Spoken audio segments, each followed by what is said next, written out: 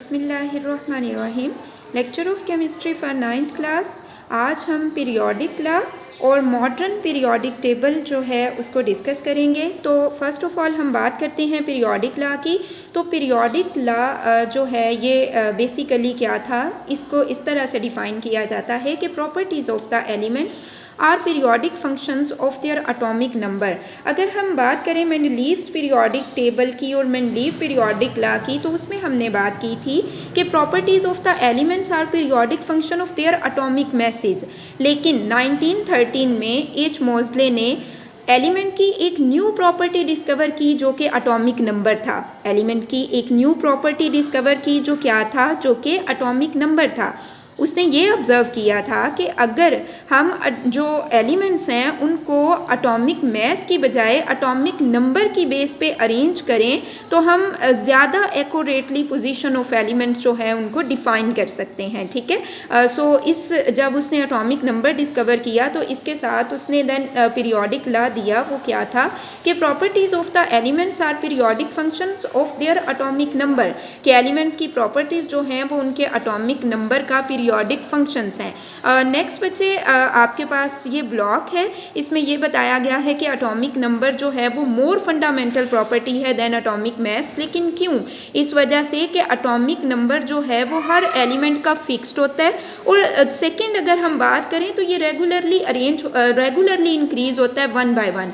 For example अगर हम hydrogen के एटॉमिक नंबर की बात करें तो वो 1 है, हीलियम की बात करें तो वो 2 है, लिथियम की बात करें तो वो 3 है। सो ये कैसे इंक्रीज़ हो रहा है? ये 1 by 1 इंक्रीज़ हो रहा है। ठीक है। सो इस वजह से जो एटॉमिक नंबर है वो मोर फंडामेंटल प्रॉपर्टी है as compare to the atomic mass. Next one, modern periodic table. अब अगर हम एटॉमिक नंबर की बात करें, हमने कहा कि ये ज़्यादा जो है वो फंडामेंटल प्रॉपर्टी है as compare to atomic mass. लेकिन किस तरह से, ये भी हमने बात की कि ये रेगुलरली इंक्रीज़ होता है फ्रॉम एलिमेंट टू एलिमेंट। और कोई भी ऐसे 2 एलिमेंट्स पीरियोडिक टेबल में प्रेजेंट नहीं है जिनका एटॉमिक नंबर जो है वो सेम हो। ठीक है, जिनका एटॉमिक नंबर क्या हो, सेम हो, और ये हर एलिमेंट के लिए फिक्स्ड होता है। जब एटॉमिक नंबर की डिस्कवरी की गई तो मेंडलीव पीरियोडिक टेबल में चेंजिंग्स आ गई। वो कौन सी चेंजिंग्स थी? वो ये थी कि अब जो मॉडर्न पीरियोडिक टेबल था उसे एटॉमिक मैस की बजाय एटॉमिक नंबर की बेस पे अरेंज किया गया था। ठीक है, एटॉमिक मैस की बजाय इंक्रीजिंग एटॉमिक नंबर पे पीरियोडिक टेबल को अरेंज किया गया था। अब यहाँ पे ये कहा गया कि जब एलिमेंट्स जो हैं उनको अरेंज किया जाता है on the basis of increasing atomic number from left to right in a horizontal rows, so the properties of the element were found repeating after regular interval such that elements of similar properties and similar configurations are placed in the same group. So students, इसको हम periodic table से समझते हैं कि जब हमने elements को on the basis of increasing atomic number periodic table में अरेंज किया तो वो एलिमेंट जिनकी इलेक्ट्रॉनिक कन्फिग्रेशन सेम थी और प्रॉपर्टीज सेम थी वो एक ही ग्रुप में आ गए। फॉर एग्जांपल अगर हम बात करें, यहाँ पे हमारे पास मेटल्स हैं lithium, sodium, potassium, rubidium, caesium, francium. So students, क्या है कि इनकी जो इलेक्ट्रॉनिक कन्फिग्रेशन है वो सेम होती है। किस तरह से सेम होती है कि इन सब का जो वैलेंस इलेक्ट्रॉन है ना वो एस सब शेल में होता है। इन सब का वैलेंस इलेक्ट्रॉन किस में होता है? एस सब शेल में। और इनकी प्रॉपर्टीज़ भी सेम है ऑलमोस्ट। किस तरह से सेम है? ये सब की सब मेटल्स हैं और मेटल्स जो होती हैं उनमें ये एबिलिटी होती है कि वो अपना इलेक्ट्रॉन लूज़ कर देती हैं।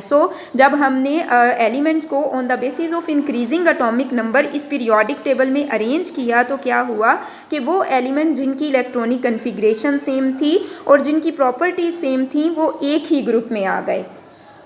और इसके अलावा पीरियोडिक टेबल में जो मॉडर्न पीरियोडिक टेबल था उसमें ये बताया गया कि जो 8th एलिमेंट है ना, आफ्टर एवरी 8th एलिमेंट जो 9th वाला एलिमेंट होता है ना उसकी प्रॉपर्टी जो है वो फर्स्ट 1 से मिलती हैं। फॉर एग्जांपल अगर हम यहाँ पे लिथियम जो है उसको 1 कंसीडर करें, लिथियम हमारे पास 1 है, बेरिलियम 2 है, उसके बाद हमारे पास बोरोन को हम 3 कंसीडर करें, कार्बन जो है ये हमारे पास 4 है, 5, 6, 7 और 8, नियोन हमारे पास 8 है और नेक्स्ट हमारे पास सोडियम आता है और सोडियम हमारे पास 9th एलिमेंट है और ये जो 9th एलिमेंट यानी सोडियम है इसकी प्रॉपर्टीज़ जो हैं वो लिथियम के साथ मिलती जुलती होंगी। सिमिलरली हर 18th एलिमेंट के बाद, लाइक अगर आप आर्गोन को देखो ये 18th एलिमेंट है, 18th एलिमेंट के बाद जो 19th एलिमेंट है उसकी प्रॉपर्टीज़ फर्स्ट वन से मिलती जुलती होंगी, यानी कि इसकी प्रॉपर्टीज़ जो हैं वो सोडियम से मिलती जुलती होंगी।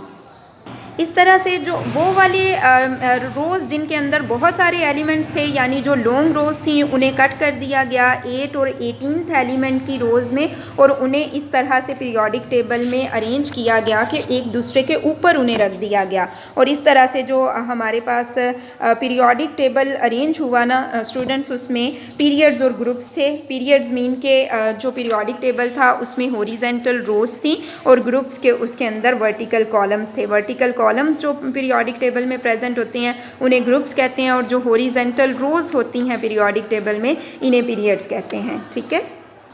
Now students mark the question related to the periodic law and modern periodic table. तो यहाँ से आपको जो क्वेश्चन आएगा वो ये है कि define periodic law. So answer आप इसका सिंपल यहाँ से यहाँ तक लिखेंगे, लेकिन लर्न आपने कंप्लीट करना है। उसके बाद आपको क्वेश्चन आएगा कि why atomic number is a more fundamental property than atomic mass. तो इसका आंसर आप यहाँ से यहाँ तक लिखोगे। नेक्स्ट क्वेश्चन जो आपको यहाँ से आएगा वो ये है डिफाइन मॉडर्न पीरियोडिक टेबल। सो इसका आंसर आप यहाँ से यहाँ तक लिखोगे। ठीक है। अब उर्दू मीडियम वाले स्टूडेंट्स क्वेश्चन मार्क कर लीजिए। तो आपको यहाँ से जो क्वेश्चन आएगा वो ये है कि पीरियोडिक लॉ की तारीफ़ करें। तो इसका आंसर आपने यहाँ से यहाँ तक लिखना है।